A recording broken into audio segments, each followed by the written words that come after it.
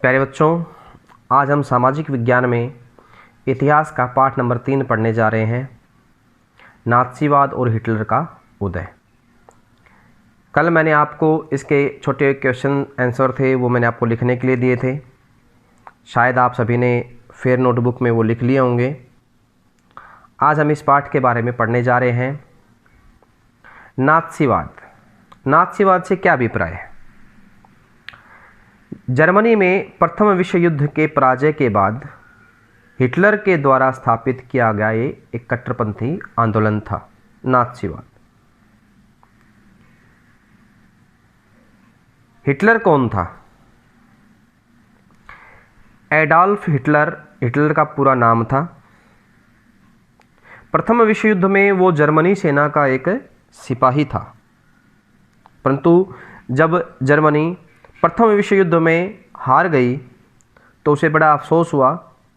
उसने अपने स्वयं की एक सेना बनाई और सन 1930 में वो जर्मनी का शासक बन गया। अगला टॉपिक है नाज़ीवाद का नस्लवाद। जैसे मैंने बताया कि नाज़ीवाद को हिटलर ने ही बनाया था, उसका एक कट्टरपंथी आंदोलन था, तो उसमें नस्लवाद बहुत ज़्यादा फैला हुआ था। कैसे कि नाज़ीवाद में जर्मन आर्यों को उच्च श्रेणी प्राप्त थी, उच्च अधिकार प्राप्त थे, परंतु यहूदियों को सबसे निम्न छोटा माना जाता था। उस यहूदियों को काफ़ी यातनाएं दी जाती थी। अगला है नस्लवादी नरसंहार। जर्मनी के अंदर काफ़ी सारा नरसंहार हुआ था। द्वितीय विश्व युद्ध में जर्मनी में 60 लाख यहूदी, 10 लाख पोलैंड और 2 लाख जिप्सी के नागरिकों को मार दिया गया। इसके साथ साथ 70,000 जर्मनी के अपंग लोगों को भी मार दिया गया द्वितीय विश्व युद्ध में। ये नस्लवादी नरसंहार था जर्मनी का। अब बात आती है कि प्रथम विश्व युद्ध की कौन कौन सी शक्तियां थी। जब प्रथम विश्व युद्ध हुआ था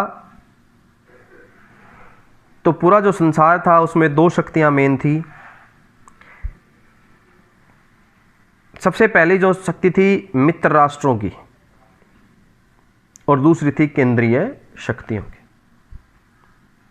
मित्र राष्ट्रों के अंदर इंग्लैंड, फ्रांस और रूस शामिल थे, परंतु सन 1917 में अमेरिका भी इनके साथ जुड़ गया था।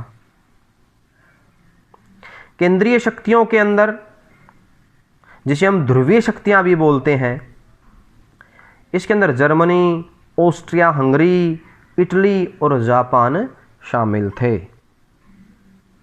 परंतु प्रथम विश्व युद्ध में केंद्रीय शक्तियों की पराजय हुई। अगला जो टॉपिक है वो है वर्साय की संधि। प्रथम विश्व युद्ध में जर्मनी के हारने के बाद में एक संधि हुई। उस संधि को वर्साय की संधि कहा गया।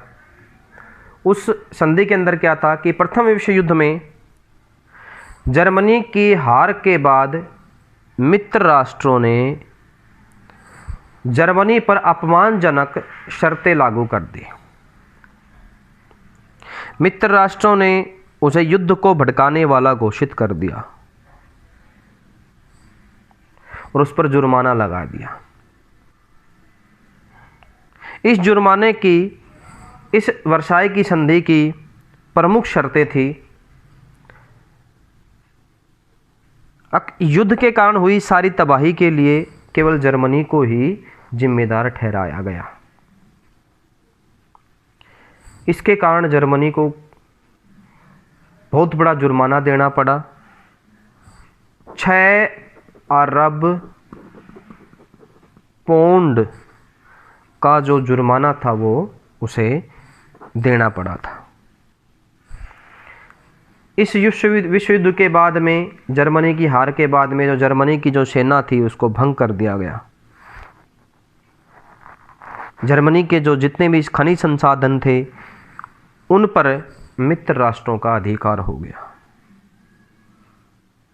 मतलब इस वर्साई की संधि के अनुसार जर्मनी को बहुत ज़्यादा भारी मात्रा के अंदर हर्जाना चुकाना पड़ा था। तो प्यारे बच्चों, आज के लिए इतना ही काफ़ी। अगले टॉपिक्स हम कल पढ़ेंगे। धन्यवाद।